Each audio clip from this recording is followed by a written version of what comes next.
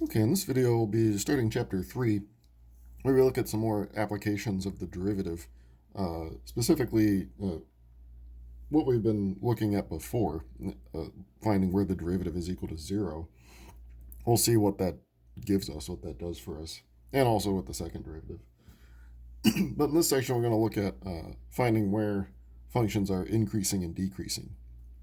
So if we take a look at just some function,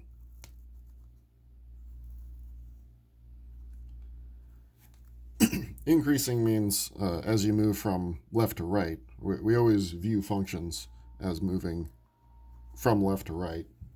So as you move, if it's going upwards, then we say it's increasing. And if it's going downwards, it's decreasing. So here we see it's increasing, decreasing, and then increasing again.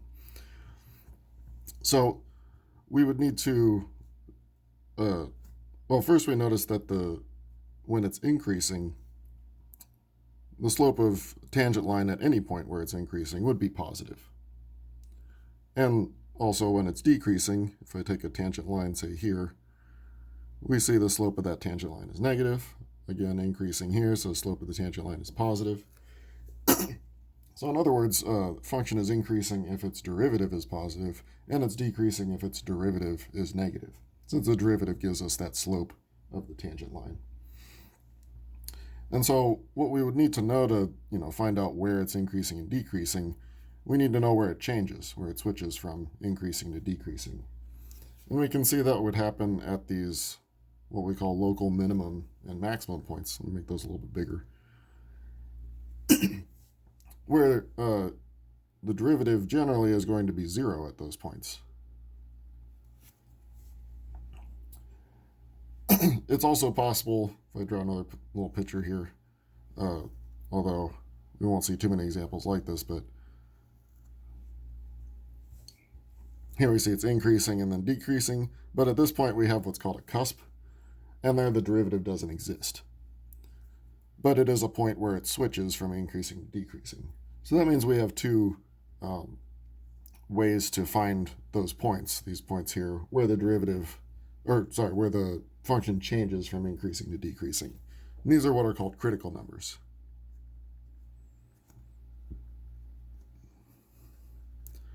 And so most of the time a critical number is where the derivative at that point is 0, like we see here.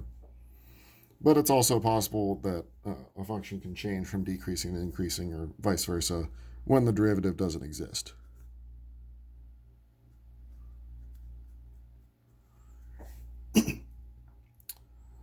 So we'll look at both cases as we do these, but most of the time we'll be in this case looking at where the derivative is 0. But we'll see some cases later on where we'll also look at where the derivative doesn't exist as a critical number. Also, I should also mention asymptotes is another place where the derivative doesn't exist. So like if you approaching the asymptote this way and then coming away from it this way, then it's switching from increasing to decreasing, but the derivative at the asymptote doesn't exist. So another reason why we want to look at that. Okay, so finding critical numbers is usually setting the derivative equal to 0, but also keeping in mind where it doesn't exist. Not going to happen with these first few, but we'll see it later on. Okay, so first let's take the derivative. We have 28 minus 2x.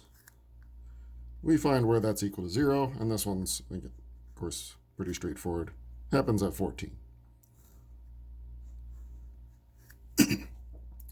So we're not finding where functions are increasing and decreasing just yet. We're just finding where these critical numbers are. Just setting the derivative equal to 0 or finding where it doesn't exist.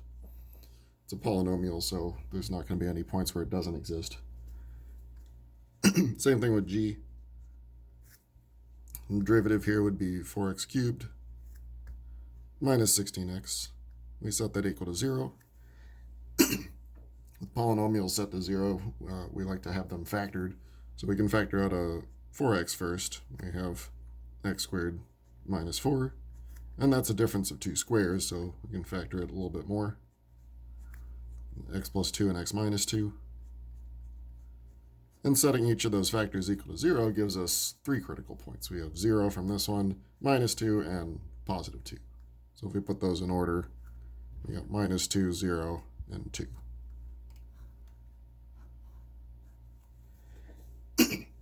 Okay, now we're going to use those critical numbers to find where the function is increasing and decreasing. And we answer all of these in interval notation. So again, we'll take the derivative to find these critical numbers.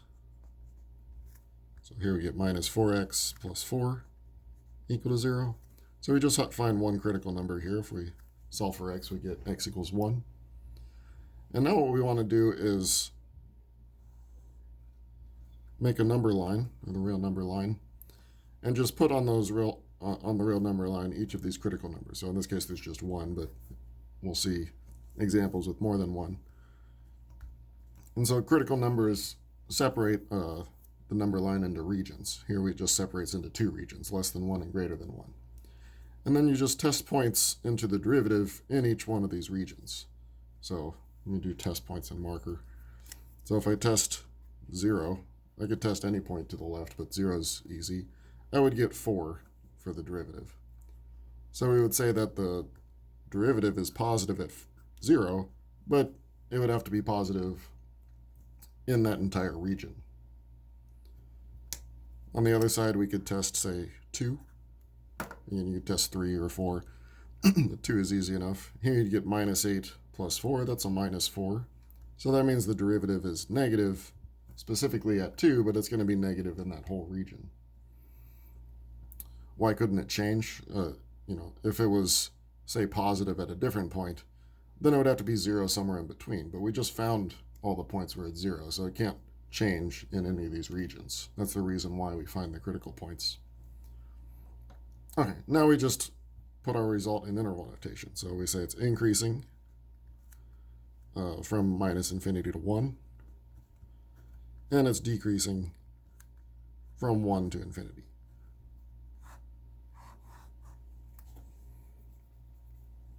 And of course, you could imagine what this looks like.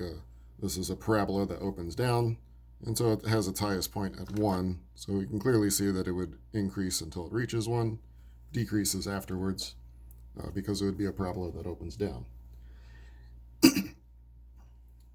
Well, the next one, our cubic. So our derivative here would be 9x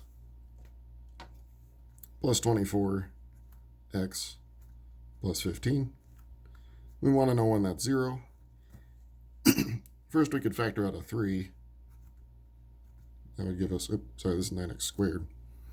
So that's 3x squared plus 8x plus 5. And this does factor. You can think about how it factors, but I'll just jump to the answer. You get 3x plus 5 and x plus 1. Since that would give you 5 and 3x squared, and the inner and the outer terms would be 3x and 5x, so that gives you the 8x in the middle. Okay, setting each of these to 0, we get -5/3 for this one, and -1 for this one. So we create our number line, and we put these 2 critical values. This one is smaller than -1, so we'll put that first, and then -1. So that's our 3 regions this time, so we got to test a point in each of these regions. -5/3 is between -1 and -2, so we could pick -2 on this side. And we plug this into the derivative. Now I'm not going to plug in each of these test values. I'll let you do that on your own. But if you plug in -2 into our derivative, you should get a positive number. So it's positive in this region, or increasing in this region. In between, you'd have to pick a number like maybe -4/3. Actually, I believe -1/2 would work too if you want an easier number. But either way, you're going to find it to be negative. And then finally, bigger than -1, 0 would be the easiest thing to pick, and that would give you the 15. And so we get positive in this region. So we write down our answer. It increases in 2 regions. We saw that before. Our example here where it can increase in 2 regions. So from minus infinity to 5/3, or sorry, minus 5/3. And then also, so our union symbol, minus 1 to infinity. And then it decreases in between, minus 5/3 and minus 1. You notice that I always use parentheses for these intervals pretty much from this point on, with the exception of like domain and range. For increasing, decreasing, later on for concavity, we always use parentheses. We don't include the endpoints in these.